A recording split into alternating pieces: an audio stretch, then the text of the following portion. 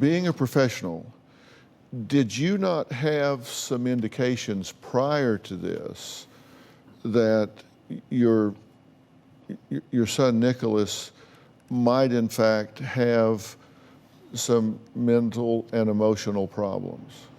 The only thing that I knew prior to all of this is that my son had a mild intellectual disability. He didn't have any behavioral problems. He didn't try to hurt anybody. No red flags. How long after this took place was it before he was actually arrested and charged? How long after Nathaniel's death? He recently got arrested about 3 months ago, so Right. It's been almost 2 years now. The death of Nathaniel was July 22nd of 17. Yes. Okay, and in August of 17, it's reported that Nicholas harmed a small kitten, and it's reported that he squeezed a kitten so hard that he killed it, and that it was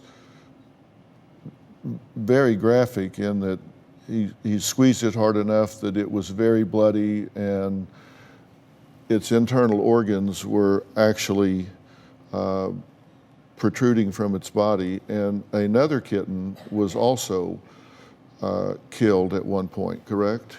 I just know of the one kitten and what led up to that. That was when Nick was ready to start talking. I think at that point he was ready to tell the truth, and nobody was allowing him to do it. From my understanding, he was just crying and was holding the kitten, and Mia squeezed it too tight, and next thing he knew, it was gone. Well, there were also 3 puncture wounds in its skull.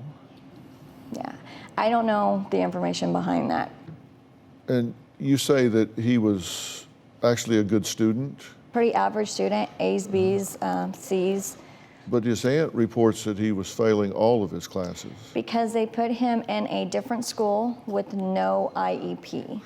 So they put him in a regular classroom setting, and he did not do well. But you're saying he's doing well in school when he's actually failing. And what I'm trying to ascertain here is if you're just in abject denial of what's going on here. And this is important because there's going to be a determination as to whether or not he should be in jail or a psych ward, whether he should be tried as an adult or whether he should be tried as a child. Yeah.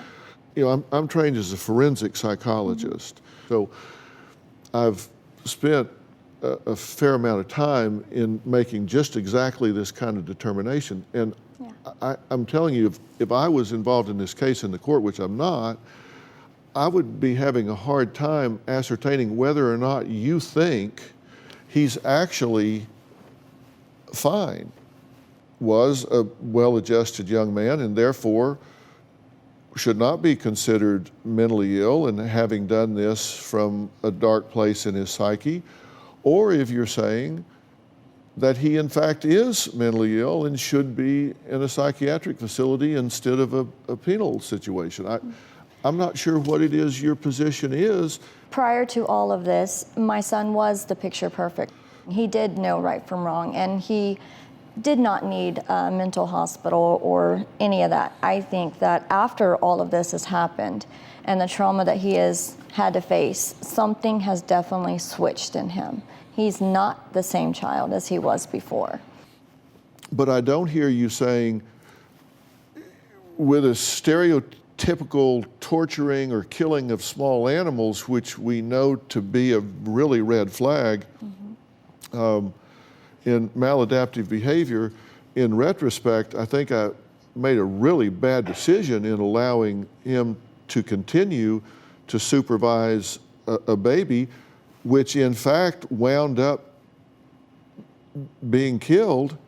I wish I would have seen these things prior to now. I wish there would have been something that would have said, hey, you know, this is a bad decision.